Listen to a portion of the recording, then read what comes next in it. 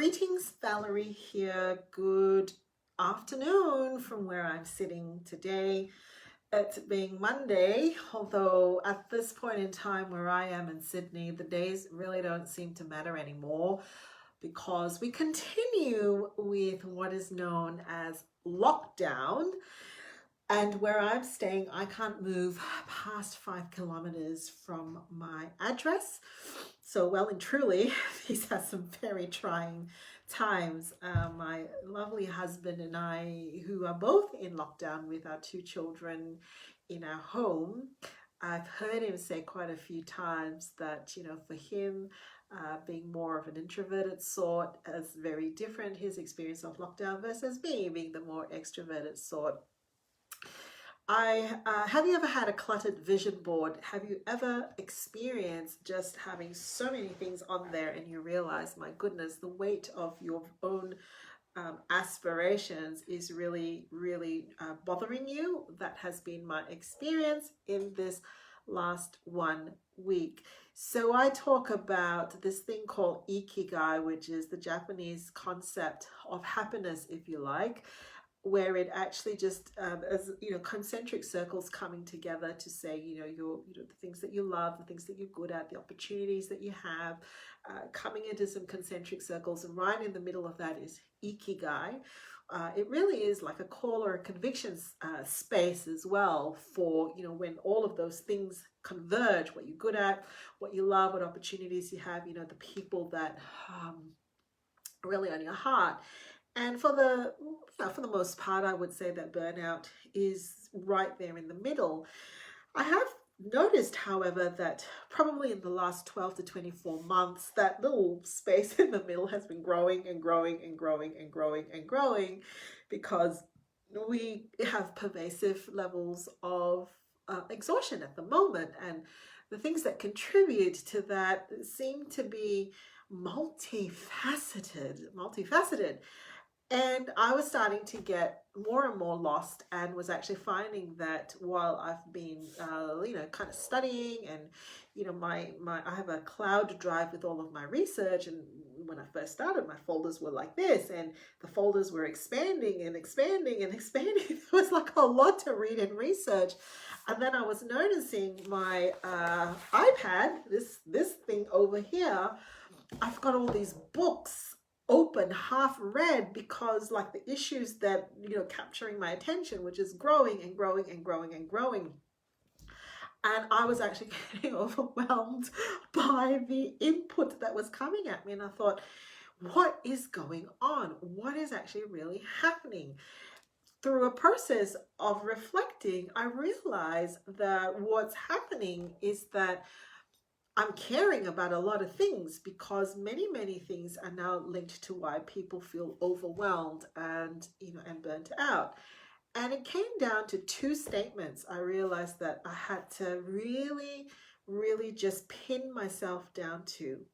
For someone like me, and it could be different for you, I'd love to hear what that's like for you.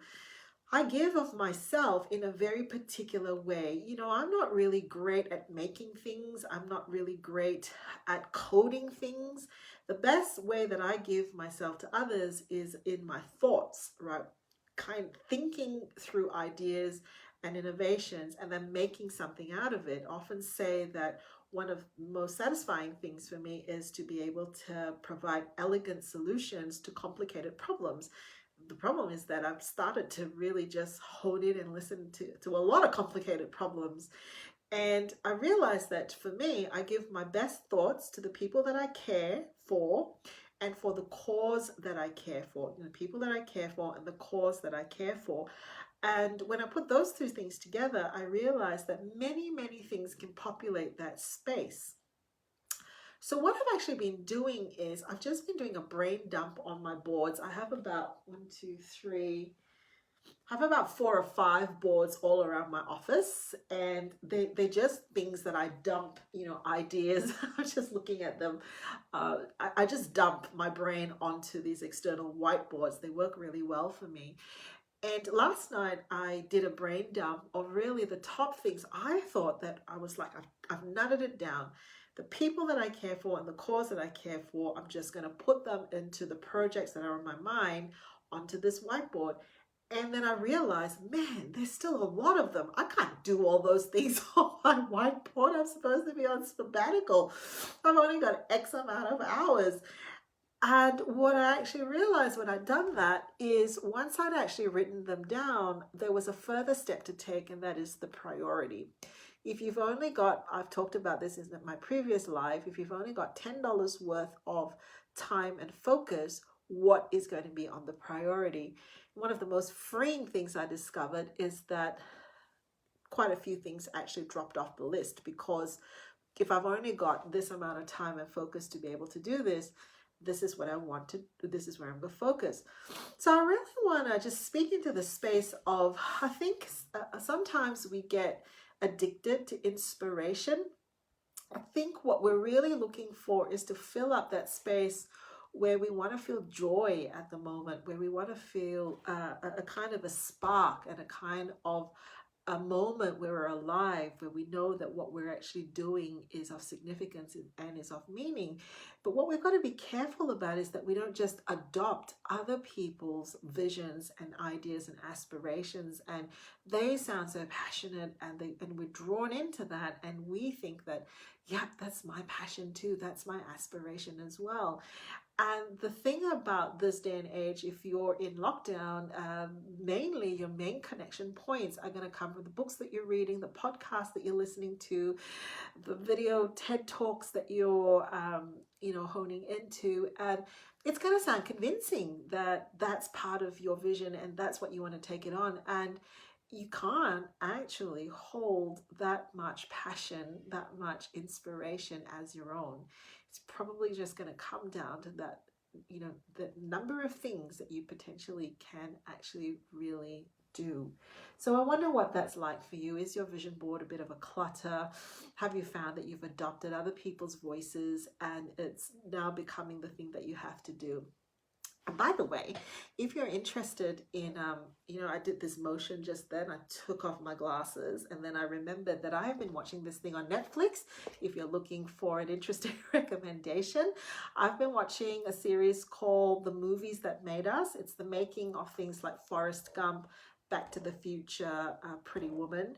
I watched the Jurassic Park one, and this move came from watching the Jurassic Park move. If you want to make any emphasis, apparently, that something big is happening, you get someone to take off their glasses or take off their hat.